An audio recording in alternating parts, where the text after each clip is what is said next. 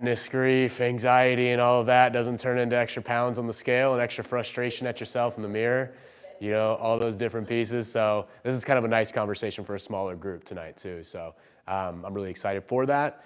Let's see, if this is your first time in the class, welcome on in. What we do here is we talk about Jesus and we talk about health, and we just kind of mix them up a little bit in between. So we've gone through a 6 or 7 week process over the past few weeks, talking about kingdom foundations for your health, talking about really building out a vision for your health, learning about fasting and how to be able to say no to things that aren't serving that vision, getting into just what types of movement is the Lord calling you into specifically.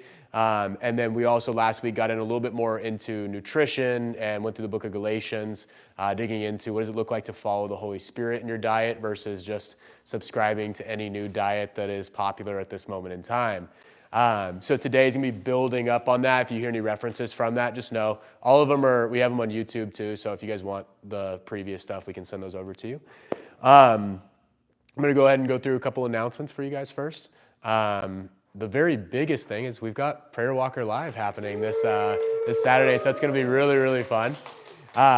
If you guys don't know about that, we're going to get together, move our bodies, and talk to God. Right? That's the whole intention of this, is really just to inspire other people to start that habit, right? Who here has had their life changed by prayer walking? Just getting your movement in, right? Larry just texted me today, having a conversation on it too.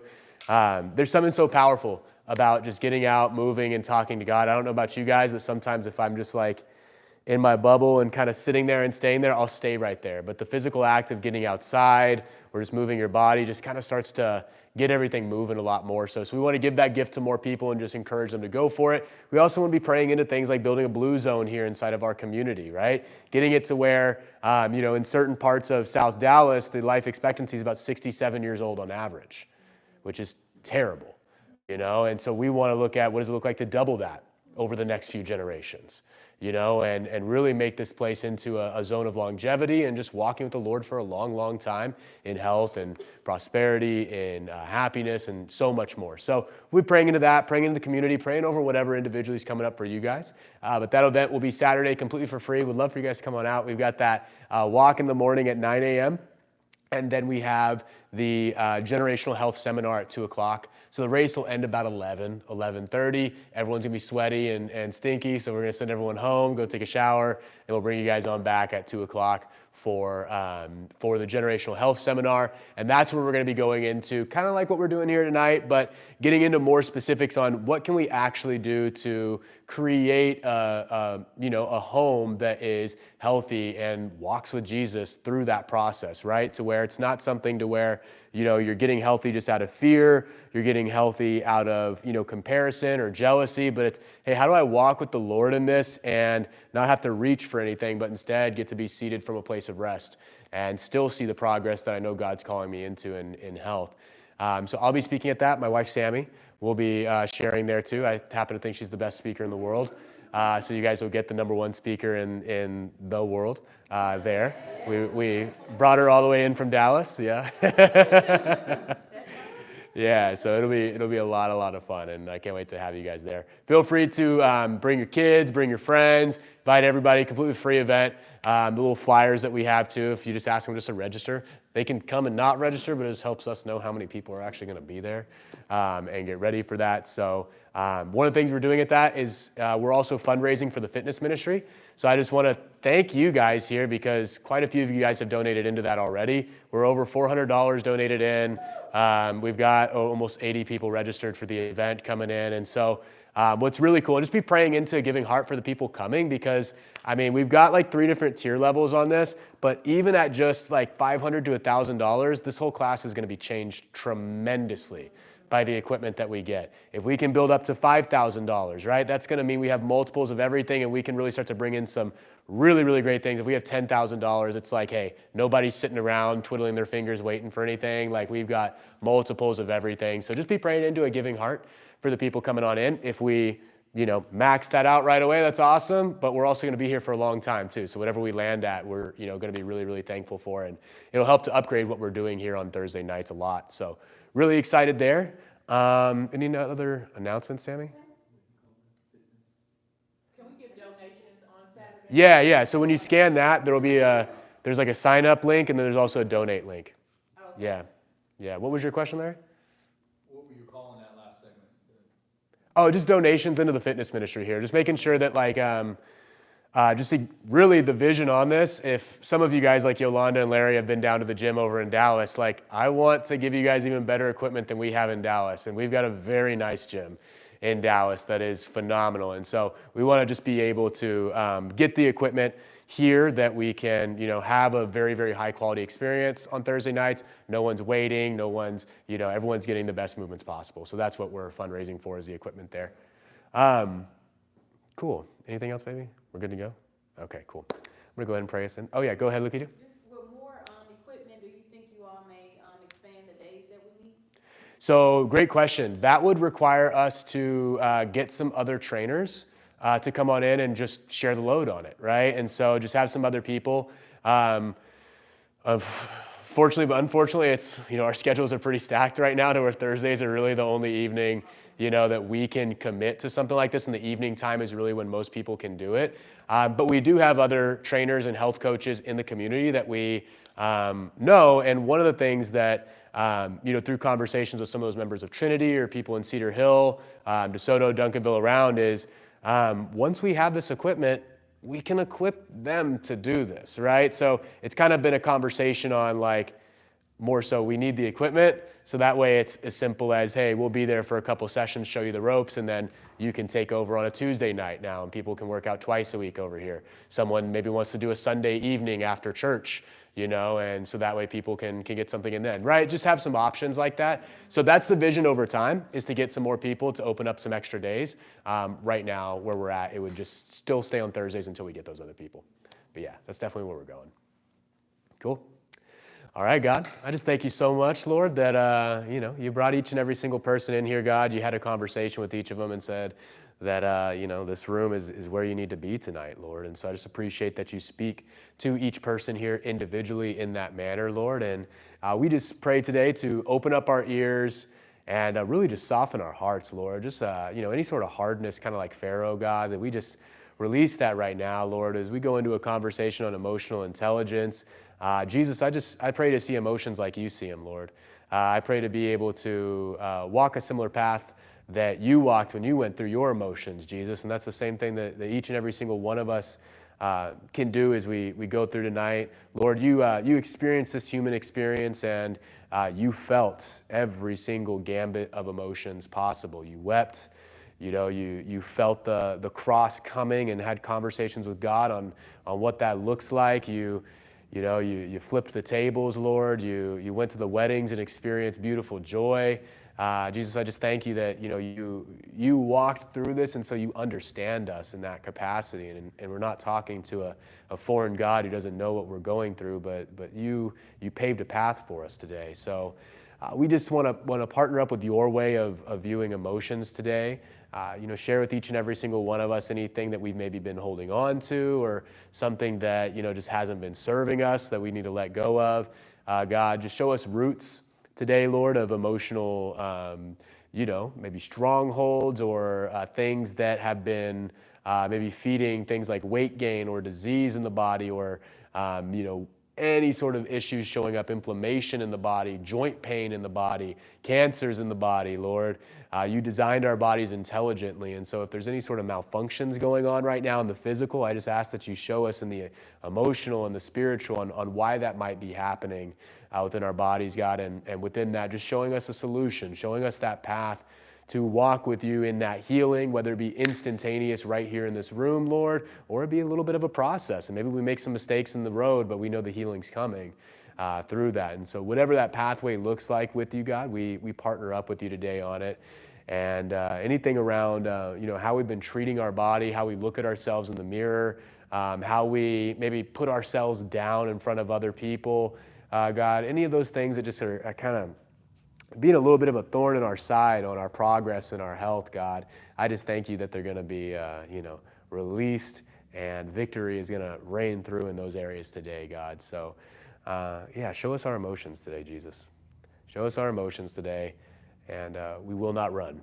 We will stand here with them, so that way as we begin to digest these, our sons, our daughters, our family, our spouses, our grandparents, they can begin to see the light of Christ coming through as we navigate emotions that tripped us up a lot in the past, and they don't do that anymore, God. And so as we forge ahead with you, let it be a beacon for each and every single person that we care about, that it is possible. Those old ways don't have to be the new ways. We are new men and new women in Christ, and so let us example that and show that, and let that start a seed in their lives that begins to just grow and grow and grow and build into this vision of longevity, happiness, and the ability to move and groove at 100 plus years old and not be limited by what we held on to in the years previous, God. So let us just be free tonight.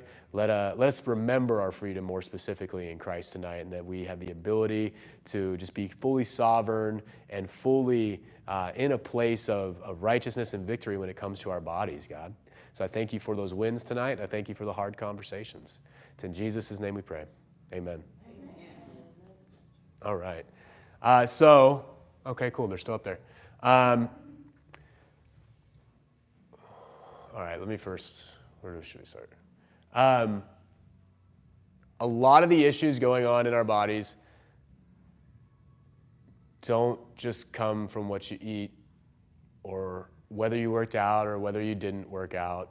I just want to have a candid conversation with you guys on the fact that a lot of these diseases and issues caused by your emotions, right? You see someone with liver cancer, you kind of see a lot of anger they may have held on to their whole life. You start to see people with things like asthma or issues of the lungs and breathing. You see a lot of anxiety and worry in the lives of those individuals, right? It's a mystery. I'm still unpacking, and I don't know all of it, but the way God designed the body, a lot of the different organs kind of have a connection to different emotions or sensations that you experience. I won't pretend like I know them all, but a lot of these issues, when people suffer from a lot of knee pain, like I've had double knee surgeries and had to relearn how to walk 2 different times. It's a big part of my own testimonial. What I was learning through that process is it wasn't just the knee issues that were showing up. It was the fact that I was afraid to take a step into my destiny, right? Because think about when you have knee pain, you're scared to take that next step. You don't know if you take a jump or if you take a leap or if you change directions, if everything will fall out from underneath you, right? It removes your confidence. And so one of the things, for instance, with the knee injuries that the Lord really showed me is that as I worked on healing those in the natural, it started to highlight much more that, man, did that issue come from a genetic condition, or did it come because you never believed in yourself in the first place? And so if you never believed in yourself in the first place, why would you believe that your knees could get better at the first sign of any pain or discomfort in them? And there's so much more there that we could have a conversation on. And I don't fully want to take up tonight in those correlations of like what each part of the body means with that. We can have separate conversations on that if you guys are interested in that. But I want to get more so into the scriptures tonight on this and have a conversation just on the fact that if you have something going on in your body, all right, I'll give another example of my own experience. About, Sammy, when did I sell roofs? Was that 2019, 2018, 2019? I think it was 2019. No, it was before. We weren't married yet, I don't think. So back in 2019, I was growing my training business at the time. When I say growing, I mean I was barely making $500 a month sleeping on a relative's couch. And so I got a side job, right, selling roofs. And at that time, I wish I had the pictures that I could actually show you guys here. Maybe I'll show you guys later during the workouts, but that job, I hated it, right? I'm good at talking to people, but 105-degree Texas summers, going door to door, you guys see the roof salesmen, you know what I mean? You understand. It's you're not welcome at these doors. Nobody really wants to talk to you. They're just kind of being nice, and you have to fight for everything that you get. And I didn't enjoy it, but it was helping to create a little bit of some extra income at the time. And I got a company vehicle so I could go see my girlfriend at the time over in Dallas because of that. But what happened at that time is my body began to get these weird crop circles on my face and on my neck. And when I say crop circles, Sammy can attest, they were visibly like bullseyes in different patterns that were coming up. I didn't know if I had Lyme's disease. I didn't know if it was like some stuff with, the gut bacteria going crazy. I had just gotten through I got ringworm from a pretty dirty gym that I had trained at in Oregon before I left there. And so I didn't know what was going on. In fact, I was getting it on my head and on my neck. I actually shaved my head because I thought that would help me put the ointment and stuff on there a little bit better. Like it wasn't going away, and it was really disrupting. Like I was itching all the time. My face was red. I would wear a beanie or a hat all the time because it could cover up what was on my forehead and on my neck right here. Like it looked like I had red tribal tattoos on my neck when it was the worst. Had no idea what was going on. And as I started doing the roofing sales, it just got worse and worse and worse and worse, right? The heat agitated it. I was in a place that I hated. I was in a job that I just despised. And I just wasn't truthfully where God was calling me to be, right? Like I was taking my time kind of trying to get there, but at the time I thought in-person training was beneath me, and so I wanted to be an online fitness coach. So I left the gym that I was training at and tried to go full-time online, posting 3 times a day on Facebook to try to get people's attention, and it really was not the path. But this was what was going on at the time.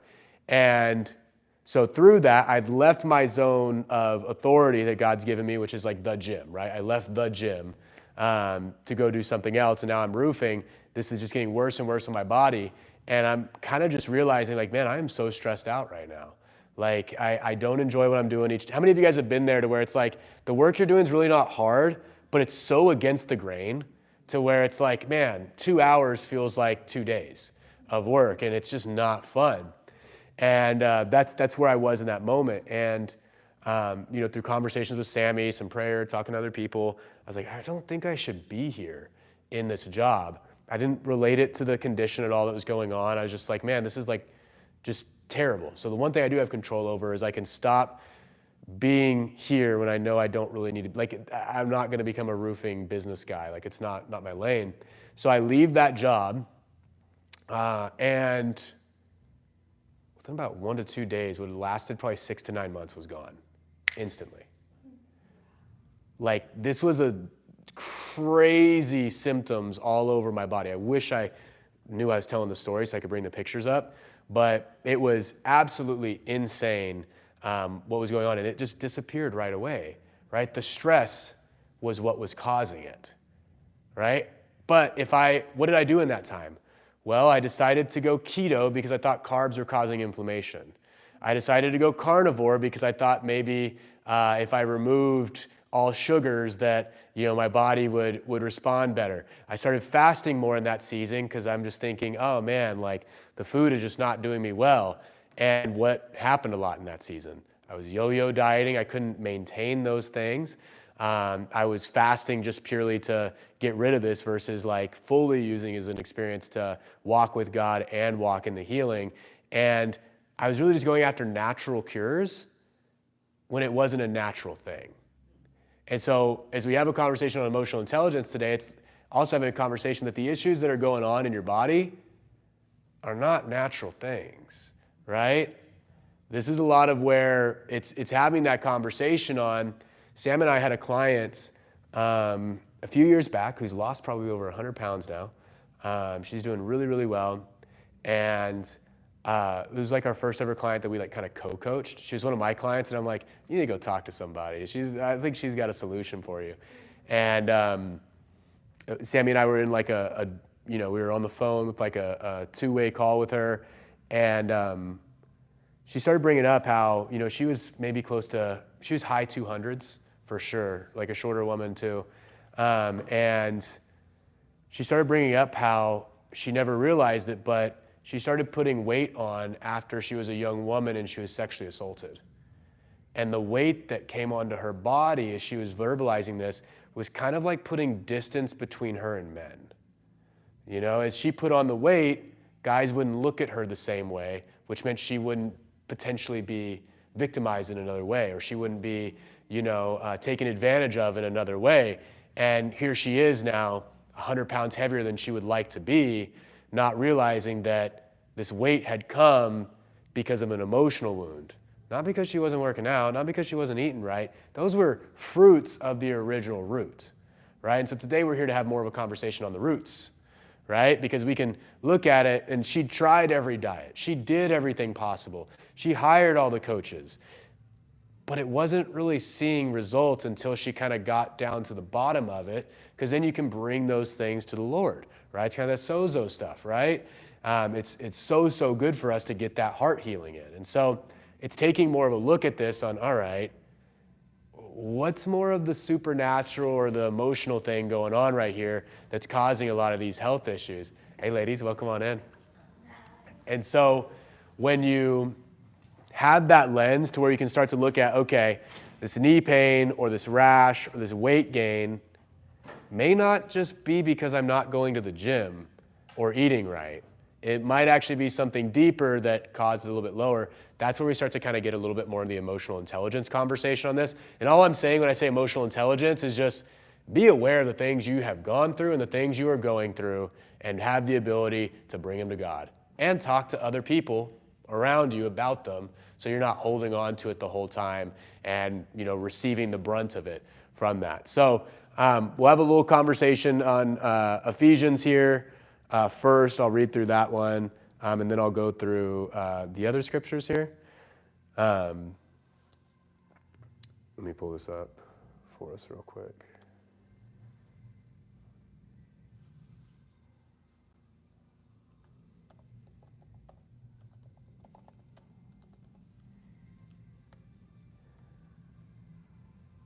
All right, so verse 17 in here. Cool. I'm in the New Living Translation on here, but it says, with the Lord's authority, I say this, Ephesians 4, verse 17, live no longer as the Gentiles do, for they are hopelessly confused. Their minds are full of darkness. They wander far from the life God gives because they have closed their minds and hardened their hearts against him.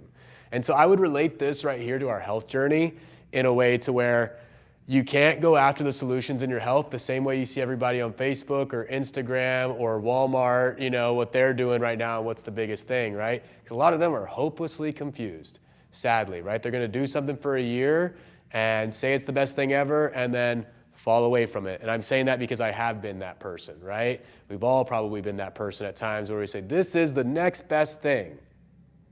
There's really only one best thing, that's Jesus. Right? A conversation with him will change everything. So we don't want to be hopelessly confused. We want to, know where we come from and know where the solutions are with that. So their minds are full of darkness. They wander far from the life God gives because they have closed their minds and hardened their hearts against him. They have no sense of shame. They live for lustful pleasure and eagerly practice every kind of impurity. Verse 20, but that isn't what you learned about Christ. Since you have heard about Jesus and have learned the truth that comes from him, throw off your old sinful nature and your former way of life, which is corrupted by lust and deception. Instead, let the Spirit renew your thoughts and attitudes. Put on your new nature, created to be like God, and we'll look at what God was like in those scriptures, especially from an emotional sense, truly righteous and holy. So stop telling lies. Let us tell our neighbors the truth, for we are all part of the same body, and don't sin by letting anger control you. Do not let the sun go down while you are still angry, for anger gives a foothold to the devil. So I want to have a little bit of a conversation on that in verse 26 right there, where it says, don't sin by letting anger control you. Don't let the sun go down while you are still angry, for anger gives a foothold to the devil. A lot of you guys have heard this story, but I'll just share it for those of you guys new. A big thing when Sammy and I first got married that I realized was I was a big emotional eater, right? I would get stressed after a long day of training clients. You wake up at 4 a.m. for your 5 a.m. client. Your last client finishes at like 8:30 p.m. and you really didn't have much time for yourself in that capacity. And so what would I do? I would go at about 9:15 to Little Caesars because they close at 9:30, and I would eat an entire Little Caesars pizza in the parking lot instead of bringing, my issues from that day to God. I was going to the pizza for the comfort. And I only realized I was an emotional eater because I was kind of embarrassed and terrified for Sammy to see those pizza boxes, to the point to where I would be very intentional on, this is going in the outside trash, not the inside trash. Or I'm going to throw this away in the parking lot of the Little Caesars. So that way when I get there, if she comes out happy to see me or something in the car, she doesn't see that in the back and how I have to take it to the trash. Right? Have you guys ever had that to where you ate something and the wrappers or anything are sitting in your car somewhere and like immediately you're just like, I do not want them to know that I had that.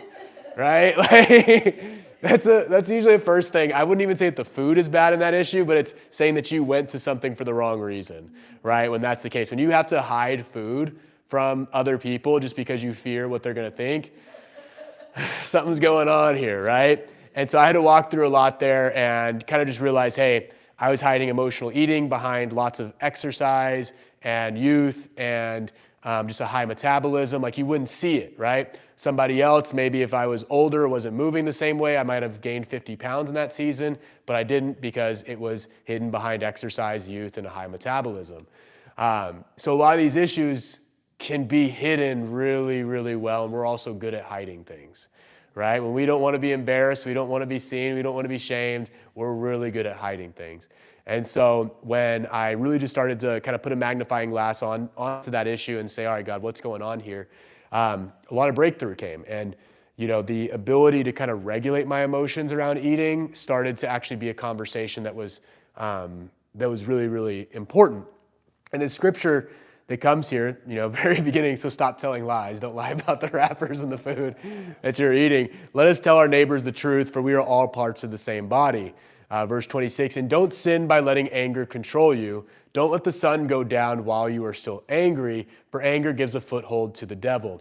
So there's a really good blueprint being labeled here for how to handle emotions with God right there. And so anger is being talked about, but I would encourage you guys to also, put whatever emotion there is valuable, right? Don't let the sun set on your sadness or your grief, right? Don't let the sun set on your anxieties. Don't let the sun set on your frustration, whatever it might be. For anger gives a foothold to the devil. So here's an analogy that has worked well for me. You are the greatest invention ever made by the greatest creator of all time, right? Like your body is quite literally the greatest technology ever made. Computers and AI are trying to catch up to what's going on with you guys, right? And me and all of us here in this room. We're made in the image. We have the Holy Spirit inside of us. There's no better technology out there in the world besides the human body. And so with that, a lot of what we're seeing with other inventions is they're, just mimicking what works, right? And so computers are trying to catch up to us right now. And very similar to how a computer works, to where if you guys have ever gotten a virus, anyone here ever gotten like a virus on your computer? How it just kind of shuts everything down. I feel like we don't get them as much as we used to. But I remember growing up, viruses all the time. You just really had to be worried about it. You had Norton virus scanner. You had all these different ones that you could download. And when you got a virus on your computer, everything would get really slowed down, and you start getting pop-ups that you didn't want. You would start getting issues just coming up, and you had to run a virus scan, and you had to remove the virus, right? If you kept the virus on the computer and you shut down that computer, you'd wake up the next day when it turned on, and it would just be even worse, right?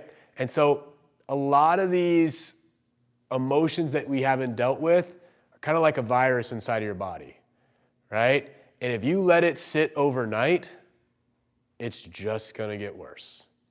And I'll be the first person to say I've slept and put my head to that pillow many a times with unresolved stuff, And so with this, like with the anxiety that I might have or whatever emotion or anger at my day as a young personal trainer where I'd go to Little Caesars afterwards, that pizza didn't really get rid of the anger or the anxiety at the time. It just numbed it, and then I'm going to sleep, and now I wake up tomorrow, and even though I can't feel it, the next time is just going to be worse and worse and worse because it just keeps building on, and then you find yourself exploding at your loved ones, or you find yourself hiding from your loved ones because you don't want to explode. You know what I mean? Like everything just gets a little bit worse, and it's not because of the actual issue. It's because, something maybe 3 weeks ago or 2 days ago or 2 hours ago or 10 years ago, 20 years ago. So the same way, it says here, don't sin by letting anger control you. Don't let the sun go down while you're still angry, for anger gives a foothold to the devil. I want to have a conversation on what it looks like to run a virus scan on yourself today and just say, hey, what emotions are kind of unprocessed and bubbling up in me right now that might be causing me to skip my walks, that are causing me to, eat a pint of ice cream every single night, that are causing me to have 3 cookies when I could have just had 1, or are causing me to get, seconds when I didn't really need seconds. I was kind of full, but I'm trying to stuff something down. And I don't fully know what that is. So we want to have a virus scan today because like it says in Ephesians 4, we want to act in that new nature. We want to be the new women, the new men in Christ. You had an old way, but we don't want to operate with that old way. We want to step into the new way. And so what is that new way? Well, I want to look at a couple examples of Jesus and how he experienced emotions because he's the way, the truth, and the light. So he probably had a pretty good process for it. And to me, it kind of helps just to see that, oh man, Jesus actually felt some of the things that we felt right now. So we'll start off in John 11:35, one of the shortest verses in the Bible. It says, then Jesus wept. Right? It's talking about Lazarus here. They told him, Lord, come and see. Then Jesus wept. The people who were standing nearby said, see how much he loved him. But some said, this man healed a blind man. Couldn't he have kept Lazarus from dying? Jesus was still angry as he arrived at the tomb. A cave with a stone rolled across its entrance. Roll the stone aside, Jesus told them. And then there's the whole story of Lazarus being raised from the dead right there. But the same way, my cousin died about probably 9 months ago. It was on election day last year. She, her and her boyfriend, she fell off of her boyfriend's motorcycle at night and was hit multiple times by different cars. 3 kids, all under the age of maybe 12. That hit, right? You got the turmoil of election day already. Doesn't even matter what side you're on, right? But then you wake up the next day wondering who the president is, and then you get a text at 4 a.m, your cousin's dead. It hurt, right? In that moment. And, for a lot of us, when grief hits, we kind of try to run away from it, right? Or ignore it or get busy again, right? And what I love right here is Jesus was present enough to be in that moment. And even though he knew that the resurrection was coming for Lazarus, he still had the capacity to be present in that moment and just weep, just cry, and be angry at the same time. One of his good, I think Lazarus is his cousin, right? Or at least a good friend. Yeah, friend. I couldn't remember. I think that's the chosen made him a cousin.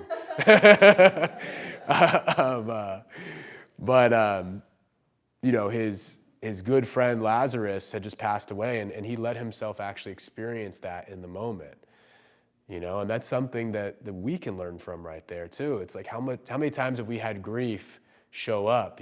Deaths, miscarriages, people, just diseases, illnesses, whatever it might be that, breakups, divorces, anything like that. Children, prodigal children going off and not coming back just yet. It hurts, right? And a lot of times it can take a brunt on people's bodies too. And so I would just encourage you, if you're kind of doing your virus scan and you're just asking, hey, Holy Spirit, what am I holding on to? If one of them's grief, man, it might be time to just let it rip. Let the weeping happen, and sometimes it's hard to kind of dig around in that, but that's at least your direction.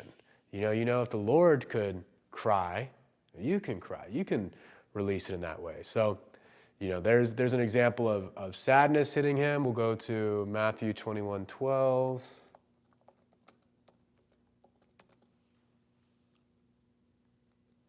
So we see in this one, Jesus clearing out the temple. So Jesus entered the temple and began to drive out all of the people buying and selling animals for sacrifice. He knocked over the tables of the money changers and the chairs of those selling doves. He said to them, the scriptures declare, my temple will be called a house of prayer, but you have turned it into a den of thieves. He's mad, right? He's throwing it around. He's flipping everything. He's expressing his frustration in that moment. And a lot of times, what we do when we get frustrated is we say, hey, I'm gonna go get some chicken, or I'm gonna go get a burger, or I'm just gonna go to Brahms, get some French fries and an ice cream and just not talk about it, right? I'm gonna go to Whataburger. You know what I mean? Something cheap, inexpensive, just hits that spot because I don't want to talk about it because if I do, someone's head's getting cut off. And in this example, Jesus did something really, really powerful, which is he let his frustration be seen. And a lot of us have let our frustration or anger be seen, and it's had consequences before in the past, right? Maybe we hurt somebody, maybe we said things that we shouldn't have, but somewhere along that way, when we got angry, we got frustrated, we made a connection of that's not good to be seen like that, right? Or it's not proper, right? Or that type of stuff shouldn't be in public, or that type of stuff shouldn't be shared with other people. Well, Jesus was in a very public place, and he shared all of his frustration and anger in that moment. I know especially for things that you're really passionate about or family, it can kind of hurt at times to, have these things that you might be angry about with your kids or with your spouse or with anybody that you don't just release. I was talking to a buddy of mine, actually. He's a good friend of mine, former client of mine. He's about to get married. He just got engaged. They were thinking about getting married in like a week from now. And they eventually called it off, and he got in a car accident. He had a tire fly into the passenger seat of his car. And if you looked at his car, there's literally like a ring of protection around where he was. It was really powerful. All he walked away with was a cut on his head. His car was totaled. If anyone would have been in the passenger seat with him, they would have been dead. But car crash, engagement, almost went on a fly wedding. And so he's got a lot of things going on. And one of the things at the time, he lives in the same apartment complex as us, is in that moment he didn't have a car. So his fiance is like helping out with driving. They're going back and forth and right now until the insurance is working. And he would ask, hey, I'm gonna go over here so that way I can be close to work in the morning and use her car. Can you watch my dog? Right? And I'm like, okay, yeah, we'll watch your dog. And at a certain point, he just didn't really ask if we could watch his dog. The dog was just there, and then he would text me and say, hey, can he stay? But he's already halfway to his fiance's house. And so I'm like, hey, I don't mind if you say, hey, I left the dog because I was in a hurry, but you asked, and you didn't wait, for me to say. And so I bring that up to him, and we had a really powerful conversation. He brought up some things about me that how I could communicate better to him. But in that conversation, Sammy's father in Trinidad kind of spoke on this, and I've used this saying for a while. It's sometimes when you have this frustration, you have to physically get the venom out of your body because it will poison you. And so it's like, as I'm having a conversation with him, I had to tell him like, hey, I'll watch your dog 7 days a week, right? I do not mind. Your car just got exploded. You thought you were going to get married, and now you slowed down a little bit, which I think is good. And you're trying to get ready for so many other things. You got 10,000 things you're doing at work too. I get it. But I got to get this off of my chest because I don't want to start being short and snippy with you when you ask me things or do things. And I got to get this venom out for me. So just know this might come across, away. It doesn't mean away, but, and just get it out in that capacity. Because if I would have held on to it, I would have not been making eye contact with him. I would have been short in text conversations with him. I would have been not wanting to hang out with him. He's one of my workout partners right now too, so I probably would have been avoiding him there. So many different things, but I had to get the venom out so that way that wouldn't happen, right? And so this is a piece, when it comes to in the past, what might have happened for me, and I'm just using this example because maybe it happens for you. I'm like, screw it. All right, let's go to Whole Foods and get a pint of Jenny's ice cream. It's got the little cinnamon roll, chunks in there. Let me just eat this pint of ice cream tonight, and I don't have to worry about having this conversation with him.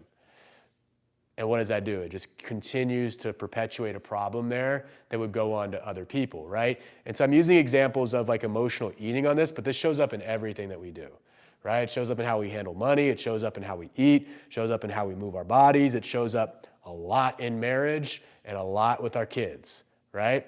So we have to kind of get on top of this. And what Jesus gave us a great example of is, hey, when he saw something that frustrated him, he expressed it, right? He got it out. And I think it's our part as human beings to kind of look at how we can constructively get it out. But sometimes anger is not necessarily always going to feel good. But this is why you got to have a good container with the people around you to where you can actually release that and you feel like you can, be seen in that capacity. But Jesus felt the anger and he let it rip just like you can.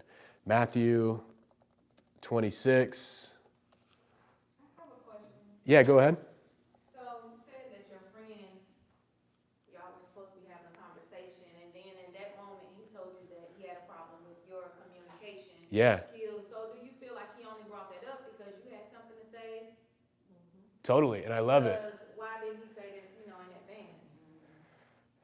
It's like, I don't know. To Yeah. me, it seemed like it was like, it turned into like an attack on you because you had a problem, Yeah, I love that. I love that. Can I reply to that statement? Yeah, go ahead. 'Cause I can see your point, and I tend to take anything that's negative said to make it a positive, because I feel when Patrick brought it up, he might have been feeling it all along, but he didn't know how to address it. And he found his window of opportunity. Okay, now he's gonna say what's bothering me. I have the opportunity to tell him what's been bothering me. Yeah. And then it was on neutral ground. Yeah. Some people tend to hold back what they really want to say and never get around to because they, for fear or whatever reason. Yeah, absolutely. I've got this frame of mind that there's nowhere in the Bible that says this, so just know this is just a fun kind of picture thing. This is not me bringing scripture into this. Sometimes I just like to imagine that life is like the Matrix and none of you guys are real, right? And that this whole experience is just Jesus showing me lessons, right? It's an odd thing, but in that capacity, it's how I kind of see it is oh, God had to use me in that moment, just like you said, to open up his ability to now talk. He would not have talked if I did not talk about my thing in that moment. It would just kind of if you're playing a video game or if you see people in the background on a movie, they would just not engage. But what you do in those moments, it's you kind of code switch in a healthy way. You know what I mean? You're able to go from hey, this is all good. We can pretend and we can be overly positive. And I think we as Christians a lot of times get in that place where we think we need to be over positive, right? And we need to always kind of put on a face for things. I think there's value in that, but not when it makes you lie about how you're actually feeling, And so you said it perfectly. I think what it did is he'd probably been, I am not perfect. I mess up so many times. Sammy can tell you. Look at those eyes. I mess up a lot, guys. I make mistakes like crazy, left and right. And, nobody should be put on a pedestal. And for better or for worse, sometimes you might put people on a pedestal or people might put you on a pedestal. And so they don't want to bring something to you because of something. And so it cracked him open to be hey, I've actually got a little venom in me. And it's just important that you shoot that venom at the ground. You don't shoot it at the person. You know what I mean? You're spitting it on the ground to get it out of you, right? You're not throwing it at them. But I think that's a lot of times us to be able to have the patience of Christ, to be able to have the understanding of Christ and know that even if it feels like they're shooting their venom at you, hey, let it fall to the ground too. Go ahead. I was gonna say, because only how we're challenged, that's only what's gonna bring about the change. If Yeah. I'm challenged in that area, 9 times out of 10, I'm gonna keep doing it and stuff until I'm challenged. So Yeah. I'm learning, challenges. I'm gonna be confronted with challenges and stuff because it's trying to show me something that I need to change or pivot from. Yeah. So Absolutely. not correct. So Absolutely. I don't like it, but Yeah, it ain't fun of the conversation, right? but it's okay. Yeah. Trying to show me now. I guess maturing or processing where I look at, okay, well, what are you trying to show me versus I used to get angry and I'm not going to deal with it. Yeah. So. Absolutely. And even in those moments too, it's you are now a part of their healing. You know, like for all I know, that him holding that in could have turned into a pint of ice cream for him that night. You know what I mean? And now instead, he's actually able to release that and like, oh yeah, let's get back to the program. Here's what I'm actually supposed to be eating. Here's what I'm doing. Because if it was really deep down, you wouldn't have been able to watch his dog. Yeah, yeah, Right. exactly. Because his dog was family. Yeah, So he saw you as family and you allowed him, when you had something to say, you said, well, okay, my opportunity. yeah, I needed to say something too. yeah, So, absolutely, absolutely. All right, Matthew 26, verse 36. So Jesus is in the Garden of Gethsemane. It says, then Jesus went with them to the olive grove called Gethsemane. It's a very hard word. And said, sit here while I go over there to pray. He took Peter and Zebedee's two sons, James and John, and he became anguished and distressed. Anguish and distressed. He told them, my soul is crushed with grief to the point of death.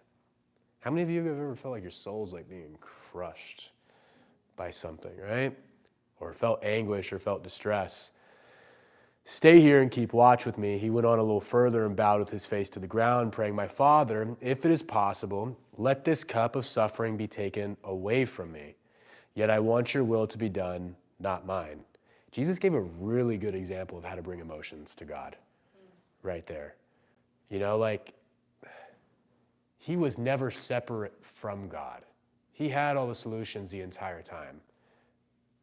But in that moment, because he's also walking through the human experience, man, he's feeling probably a little anxiety about tomorrow. He's feeling distressed. He's feeling anguish, all these different things. And he just shared that with God. He's like, hey, if there's any way we can not do this, if there's any way we can kind of, go another way, I'm game for it. But at the end of the day, your will be done. I'm just sharing how I feel on this. And that's, I think, the piece that we forget a lot of times when, we're in the Whataburger drive-thru at 1 a.m. and, just getting a little bit of everything, right? Trying to not bring this to God, And so what causes a lot of these diseases, what causes a lot of the emotional eating is not, you're a dysfunctional human and you just need to go on a diet. It's, hey, we need to learn how to actually bring our cares and cast them at the feet of Jesus. He said the yoke is easy and the burden is light, right? So what are we doing playing any other game besides that? If you don't feel light right now, you got something that we need to cast to Jesus and let it be away from us, and I wish I could say a lot of the times it's like, you just got to go up to the front of the room and get some prayer on it and that stuff disappears. But sometimes it's a 3-hour hard conversation, that gets that stuff out. But Jesus is with you that whole entire time. Sometimes it's, a whole season of letting go, and there's so many different ways that the Lord will do it. And a lot of times it is instantaneous.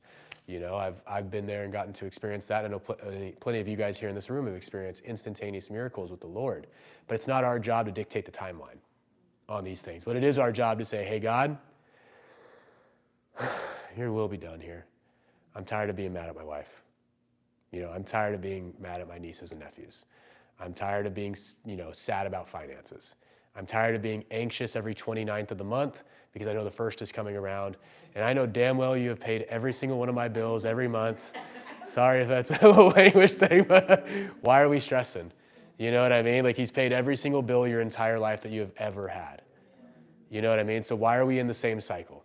All right, God, I got to let it go. And if I find myself here again, I'm going to do my best to let it go even faster. Or just not get myself in this situation. No one's perfect. You're going to get mad. You're going to get anxious. You're going to get sad. People are going to die. It's the human experience, but you cannot let it create disease in your body. You can't. That is the one thing you have control over. Your body is the holy temple of the Holy Spirit. Your roommate through all of this is Jesus Christ. He's right there with you. He's never distant from you.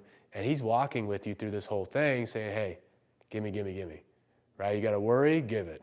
You got some anger, give it, right? All these different things. He's there for you through this whole process, and your body can and will take the brunt of it, right? Your body will begin to hurt. Your body will begin to get tired. Your body will begin to just, break out, right? You'll have acne, you'll have rashes, you'll have different things start to come up. Your vision will start to degrade. Your hearing will start to get worse. Your sinuses will get clogged up, right? Congestion, mucus in the body, all of these different things a lot of the times can be correlated to, all right, there's something I need to let go of. And I think if you let yourself kind of live in the mystic realms a little bit with Jesus and say, all right, I'm not necessarily just going to believe this is because my grandkid went to school, caught the cold, and then I caught the cold from them. That's totally possible with it, but I'm just going to get a little bit more of an open mind here and say, hey, Jesus, is there a bigger reason why I'm very sick right now and I can't do the things that I wanted to do? Are you trying to teach me rest right now? Like in the busiest season of my life, I'm sick. Is that just because my grandkid caught the cold from school and I went and hung out with them? Or are you trying to teach me to slow down right now and actually just get my hands off of things? Because I've been so stressed out that, overworking at work, over showing up all the time, trying to get everything in your hands. And so you had to get me sick to slow me down, right? A lot of times we kind of point the finger at the devil and it kind of I'm gonna be honest, the devil does some things, I won't lie, but I think we're pointing the finger in the wrong direction a lot of times. What we kind of, call attacks or different things of the enemy, it's like, no, you're attacking yourself right now. You're the reason this is happening. It's your fault. We got to deny ourselves, right? But that's hard. But Jesus makes it a little bit easier, and more repetition makes it a little bit easier. And having great people like yourselves here, to have as a community and other people to kind of see this helps a ton throughout this process too. So that way you can kind of soundboard a lot of this too. And so do not let, childhood traumas, do not let, injuries, do not let frustration in a relationship, do not let, finances, do not let anything sit with you longer than it needs to. There's a certain processing tank that you kind of have, right? To be able to say, all right, I need to get this out. I need to get the venom out. I need to talk about it. I need to, just release it. But after a certain point, it's like, okay, why am I still holding on to this? And why am I letting it do things to my body? So all I ask you guys today for, your homework and your prompt is just run a virus scan. See, all right, Lord, who do I need to forgive? What's going on? Yeah, go ahead. I forgive you for last week. Oh, for hurting you in the workout? Yeah, I appreciate that. Tears to my eyes. Yeah. I couldn't put that weight down. I said it's gonna hit my toe. Hit my feet. He's not coming to help me. Yeah.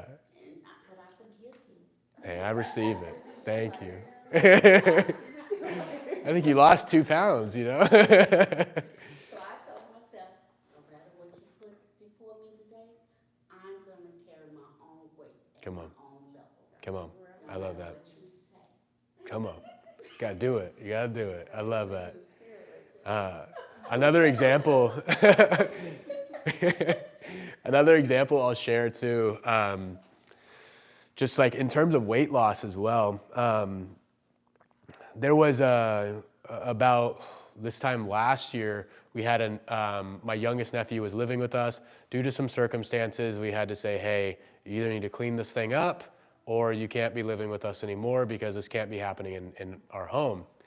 And, it kind of had built up for a full day. It was I brought him to work with me to talk about this, and it didn't end till 11 o'clock at night, right? With him taking an Uber back to his grandmother's house and saying, hey, I'm done with you guys. We have a much better relationship now. We repaired everything. It's all good. But in that moment, I don't know why, I got on the scale before I went to bed, and I don't know, I might have been 190 at the time or so. And I wake up the next morning, I step on that scale. Mind you, I only slept 4 hours. I didn't even sleep a lot. I lost 8 pounds in 4 hours of sleep because the issue that had been going on was released. 4 hours isn't like, I didn't breathe out water and like it evaporate. Like I can't do that in 4 hours to lose 8 pounds. But the inflammation, the issues, the spiritual weight of it was gone. Yeah, it was released. And so, just another testimony on it. It's like if you're feeling bloated, it might not, I mean, yes, your food you're eating. I'm not here to deny any of that stuff. Like we could all probably eat a little bit cleaner. We could all probably, tighten up the ship there. But it wasn't the food. It was letting go, and getting a resolution for something that had been sitting for a while, right? So bring these things to the Lord, run it through prayer. If something's going on in your health right now, a lot of the times it's a conversation or two with Jesus away from getting a solution and releasing that. And that, in my opinion, is what emotional intelligence is just putting the magnifying glass on yourself, stop pointing the finger at other people or the devil for every single thing. It might be their fault for some things, but be a little bit more willing to point it back at yourself too. And maybe your emotional thing is you point the finger back at yourself too much and you actually need to, release that, but that's another conversation. So I appreciate you guys for, this conversation. Was this helpful for you guys tonight? Okay. Yeah, absolutely.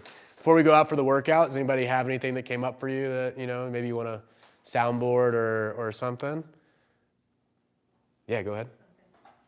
What I'm learning in this season is this year my word was listening. Mm. So when people come to me, I say, you want me to listen, you want me to say something, I just listen. So I specify that. And then a minister, he preached one time, he says, what you finna say isn't necessary to say. Mm. So you have to ask yourself that, and then you have to ask, is it kind? Yeah. Are you just saying it to make yourself look bigger and that person little? So you got to ask yourself those questions, and then it was actually 4 of them. I Yeah. can't remember now. It's okay. And but sometimes we are in a relationship and it goes bad, but I always go into prayer and I ask God to restore the relationship. Yeah, come on. And he does, because somehow, like somebody at my job or something, we kind of disagreed on something, and then they came and they said, good morning. I said, good morning. And I said, okay. I didn't like what happened between us. Yeah. And then you start talking about the relationship, and then that ease things. Mm. So when we carry it, it is a burden then, because you really want that relationship, and people say, I don't need friends, I don't need that, but we Yeah. really do, and God just shows us that as the Christian, when we're the bigger person. Yeah. Sometimes we have to let that situation go and decide, is this something necessary that I need to just say something? Now, my nieces say that I'm very blunt. Yeah. Not You? blunt I would because never have want, guessed. and I'll say, hey, this is what I say. Yeah. You know, if you don't like what I say, you warn them. And I go ahead and warn them. And then I let them know, hey, I don't think, if I know that there's no bridge at the end of the street, I'm not gonna let you go all the way down the end of the street and fall over.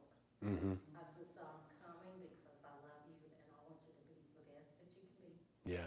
And, and then I tell the whole story, and then they mad. Yeah. And later on, they thank me. Good. Yeah. Because I tell them in love. Yeah. And if I didn't love them, I would, and I don't try to hurt their feelings or put them down or something. It's like, I know you can do better. But Yeah. God didn't call you to be that person. Yeah. And that's some things that really helped me, in relationships, because I like just friendships. Yeah. I like restoring things. And God, he allows us to restore relationships, and sometimes we can't. But I don't want it to be on me that I didn't try Yeah. to restore itself. I think that's something we have to really pray about, and God does, he answers Yeah. prayers for us. Absolutely. Absolutely. Actually, she wasn't being nice to me when she said she liked my curtain. I'll let you guys handle that together. Thank Yeah, you're good. I love those fruits. What I love about that though is it kind of brings back like the fruits of the spirit, like we were talking about last week. It's like the same way, we gotta look for love, joy, kindness, self-control inside of our diet. That's everything. You know what I mean? Like if it's the same way we kind of share this stuff, it's like if you don't have self-control as you're actually releasing those things, then it's not a fruit of the spirit, right? We want to be bountiful in that. And so I love that. And sometimes, like in your devotion, like I can go to my devotion in the morning, Yeah. and I wanna say something, and it said, be still and know that. Yeah. Yeah. See, that's my answer to me. Yeah. God is telling me, let me handle this. I love that. Let me do it, let me love this person.